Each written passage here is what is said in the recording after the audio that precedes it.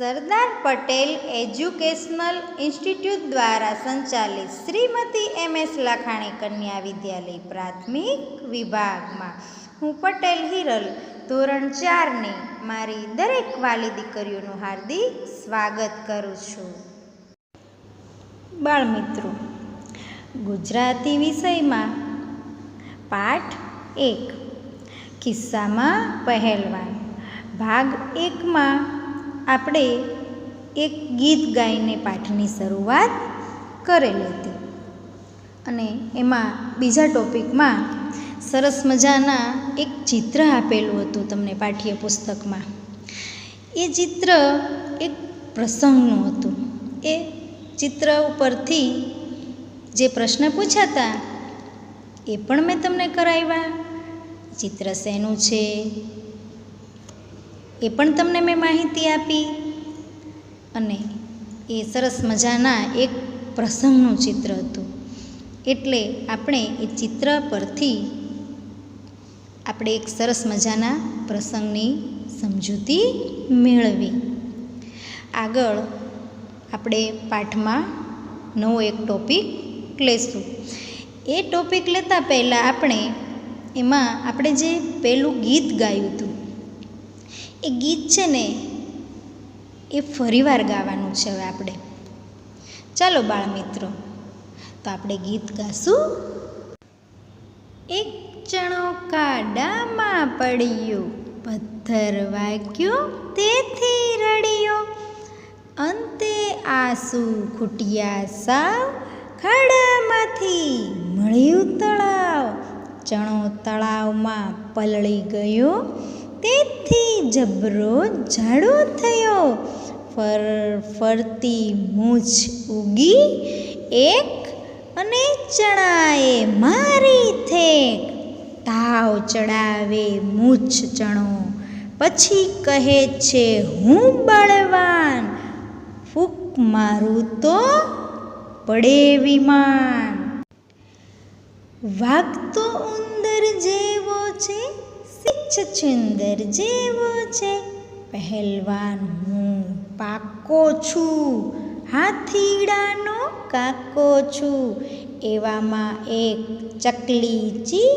ફર ફર કરતી આવી જી, રાજી રાજી ઘણી થઈ, ચકલી ચણો ચણી ગઈ. ચલો બાળકો, મજા આવી ને? મને તો ખૂબ જ મજા આવી હો. બાળમિત્રો, આજે હું તમને એક વાર્તા સંભળાવીશ. આ વાર્તા છે એ તમારા પાઠ્યપુસ્તકમાં આપેલી જ છે.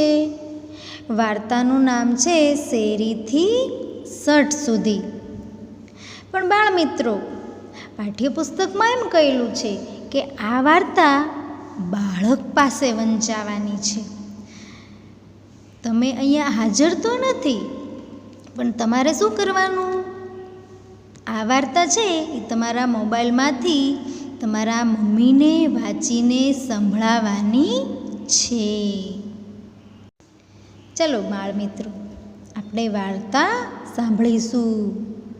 વાર્તાનું નામ છે શેરીથી સટ સુધી. એક ખિસ્સું. તે કેવું હતું?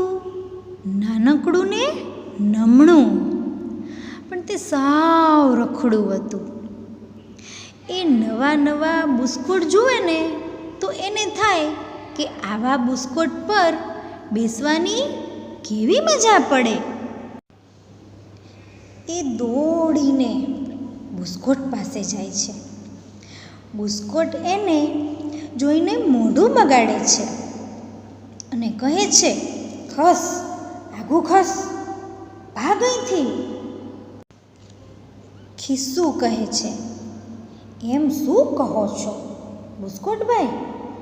મને તમારી સાથે બહુ જ ગમે છે. બુસ્કોટભાઈ તો કહે છે, તું રખડું છે, જ્યાં ત્યાં રખડ્યા જ કરે છે, એટલે કેવું ગંદુ ને ગંધારું છે. તને જોઈને તો સૂક ચડે છે, તારી સાથે વાતે કોણ કરે? રોજ રોજ બુસ્કોટભાઈ એને ગંદુને ગંધારું જ કહે છે. તે એક દિવસ ખિસ્સું રડી પડ્યું. તેની આંખમાંથી સફરજન જેવડા આંસુના ટપકા પડવા લાગ્યા. ટપ ટપ ટપ ટપ ટપ ટપ. થોડી વારમાં આંસુનું તો ખાબોચિયું ભરાઈ ગયું. ખિસ્સું ખાબોચિયામાં પલળી ગયું. એના પર ચોટેલી જે ધૂળ હતી ને એ બધી ધોવાઈ ગઈ. એ કેવું થઈ ગયું? ઉજળું ઉજળું ઉજળું ને ચોખ્ખું ચોખ્ખું થઈ ગયું. ખિસ્સું રડતું બંધ થઈ ગયું. એણે આંખ પટપટાવીને જોયું. એનાથી હસી પડાયું. એ બોલ્યું, વાહ વાહ, હવે હું રૂપાળું રૂપાળું થઈ ગયું હો. એ તો રોપ, આપણે આમ કહે ને, રોપથી ચાલવા લાગ્યું. પછી ઝગમગ ઝગમગ થતા સુરતદાદા આવ્યા. ખિસ્સું સુરતદાદાની લાંબી લાંબી મૂછો જોઈને બી ગયું, આમ ડરી ગયું. સુરતદાદા હસતા હસતા બોલ્યા, એ બચુડા, બીસ નહીં, તું તો ભીંજાયેલું છે. આવ મારી પાસે, તેને સૂકવી દઉં. શું કહે છે? તને મારી પાસે આવ, હું તને સૂકવી દઉં. એમ કહી સુરતદાદાએ હાથ લંબાવ્યા. ખિસ્સું ટપુક દઈને સુરતદાદાના ખોળામાં બેસી ગયું. સુરતદાદાએ તો ખિસ્સાની ઉપર વહાલથી હાથ ફેરવ્યો. ત્યાં એ સુકાઈ ગયું. સુરતદાદા બોલ્યા, કેમ બચુડા, હવે તું રડીશ નહીં ને? ખિસ્સું ડોક હલાવીને બોલ્યું, ના રે ના સુરતદાદા, હવે હું નહીં રડું. એમ કહી હસતા હસતા બોલ્યું, સુરતદાદા, હવે હું ફાઇન લાગુ છું હો, નહીં ને? સુરતદાદા કહે, હવે તું વહાલું વહાલું લાગે છે બચુડા. પછી સુરતદાદા હસતા હસતા એમનું કામ કરવા ચાલ્યા ગયા. ખિસ્સું હરખાતું દરજીભાઈ પાસે ગયું. દરજીભાઈ તો નીરજભાઈના નવા નવા બુસ્કોટ સીવે. નેહાબેનના ફ્રોક, મેક્સી, વન પીસ સીવે. ખિસ્સું હસતા હસતા દરજીભાઈને કહે, દરજી કાકા કેમ છો? મને નીરજભાઈ બહુ ગમે છે. મને તેમના નવા નવા બુસ્કોટ પર બેસાડી દો ને.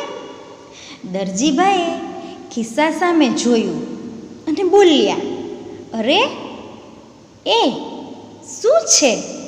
નીરજભાઈના બુસ્કોટ પર તો હું નવું ને સરસ ખિસ્સું ચોંટાડવાનો છું. તું કલચડીવાળું છે. મારે તારું કામ નથી, ભાગ અહીંથી. દરજીભાઈએ ખિસ્સાને દુકાનમાંથી કાઢી મૂક્યું, એટલે હાંકી મૂક્યું.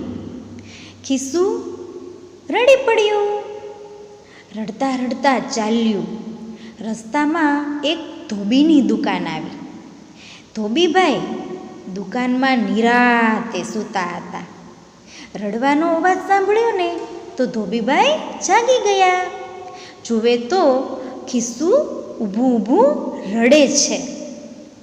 તેના આંસુથી તો ધોબીભાઈના કપડાં ભીના ભીના થઈ ગયા.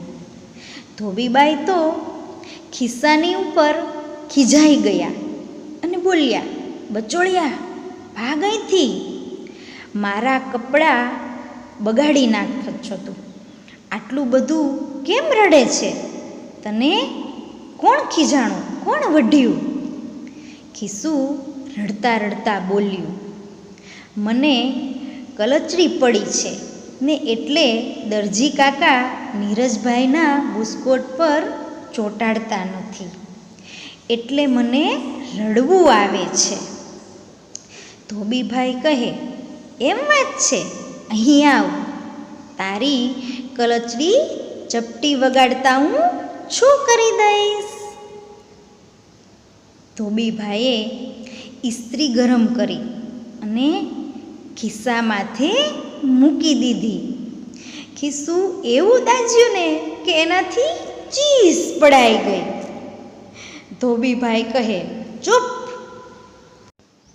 ધોબીભાઈએ જોરથી ઇસ્ત્રી ફેરવવા માંડી. થોડી વારમાં ખિસ્સાની બધી કલચડીઓ ગુમ થઈ ગઈ. ખિસ્સું હસી પડ્યું અને કહે છે, ધોબી કાકા, થેન્ક યુ, તમે તો કમાલ કરી. શું કહે છે? તમે તો કમાલ કરી.